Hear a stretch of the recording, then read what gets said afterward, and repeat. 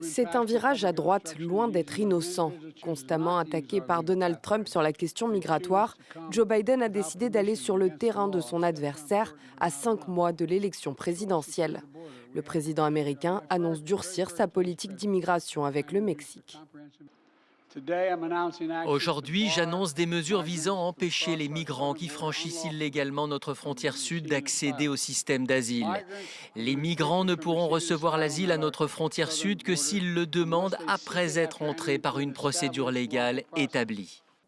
Concrètement, les migrants entrés illégalement sur le territoire américain ne pourront pas bénéficier des procédures de demande d'asile, et ce, dès lors que leur nombre dépasse les 2500 par jour pendant une période de 7 jours consécutifs. C'est le cas actuellement, afflue un nombre record de personnes qui fuient la pauvreté en Amérique centrale et latine. Joe Biden assure que ces nouvelles mesures drastiques respectent le droit international, mais les Nations unies s'insurgent. Dans toutes les situations, nous rappelons que la demande d'asile est un droit humain fondamental et que l'accès à l'asile pour les personnes qui en ont besoin est primordial. Toute personne qui affirme avoir une crainte fondée d'être persécutée dans son pays d'origine devrait avoir accès à un territoire sûr et voir sa demande évaluée avant de faire l'objet d'une expulsion ou d'un éloignement. Joe Biden tente un coup de poker politique à l'approche de l'élection présidentielle où chaque voix devrait compter tant l'issue du scrutin est incertaine. Seulement, avec un tel changement de cap, il risque de s'aliéner certains de ses supporters. L'opposition républicaine, qui réclame pourtant à corps et à cri des lois très restrictives contre l'immigration venue du Mexique, dénonce une manœuvre politique grossière. Le locataire de la Maison-Blanche, lui, l'accuse d'avoir bloqué tout accord bipartisan sur la question au Congrès. Pour le décryptage, Gauthier Rybinski est avec nous. Bonjour Gauthier. Bonjour Pauline. Je disais à l'instant, l'opposition républicaine américaine parle d'un coup de poker politique de Joe Biden. Faut-il y voir autre chose qu'une stratégie électorale ?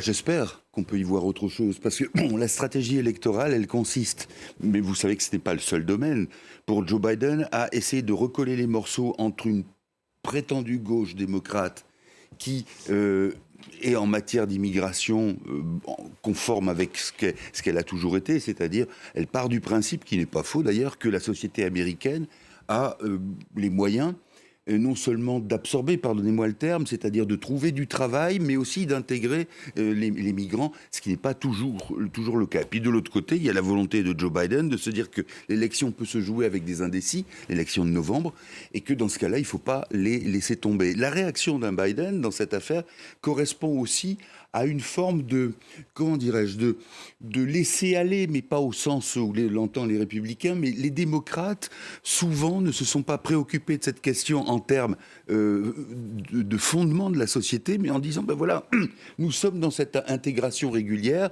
il n'y a pas de changement majeur. Or là, c'est vrai qu'il y a un flux tout à fait conséquent et qu'il y a la nécessité au moins de penser cette question et surtout sur un plus long terme. Parce que vous avez bien vu que la manière dont l'État fédéral réagit, ça consiste, que ce soit sous Trump ou sous Biden, ça consiste à envoyer au moment donné des renforts militaires, la police, etc. Dans le cas de Donald Trump, c'est construire un mur, mais ça n'est pas le résultat d'une action qui serait le résultat d'une réflexion sur la question de l'immigration. Ce qui est certain, c'est que cette question de la frontière mexicaine, c'est un serpent de mer de la politique américaine. Oui, c'est un serpent de mer, et vous voyez aussi comment elle est utilisée, parce que les républicains dénoncent l'aspect, non pas politique, mais politicien ou politicard de la démarche de Biden. Mais enfin, que dire de ce que les républicains ont fait en janvier dernier, puisque les démocrates avaient proposé une loi qui ressemble un peu à ce que dit Biden aujourd'hui et qui devait avoir en principe l'assentiment des républicains. Sauf que le Trumpisme, qui est une idéologie, stupide, on est d'accord, mais une idéologie quand même, qu'est-ce qu'elle a donné et qu'est-ce qu'elle a indiqué, qu'est-ce que Trump lui-même a indiqué aux républicains, aux élus ? Vous votez contre ? Donc ils ont voté contre quelque chose pour lequel, a priori, ils étaient. Pourquoi ? Pour priver Joe Biden d'une réussite qui, en principe, était dans l'intérêt général. Juste une dernière chose, parce que ce qui est important, c'est de voir justement comment cette question fondamentale est récupérée aussi par les républicains lorsque Trump dit « c'est le poison Ces gens-là empoisonnent le sang américain, ce sont des violeurs, des voleurs, etc. Vous voyez bien que ça n'a pas grand-chose à voir avec la réalité, puisque le chômage aux États-Unis est quelque chose d'assez résiduel. Donc voilà, il y a cette idéologie aussi qui contraint d'une certaine manière ceux qui seraient plutôt enclins à la nuance, de trancher et d'avoir l'air peut-être ce qu'ils ne sont pas. Une conclusion.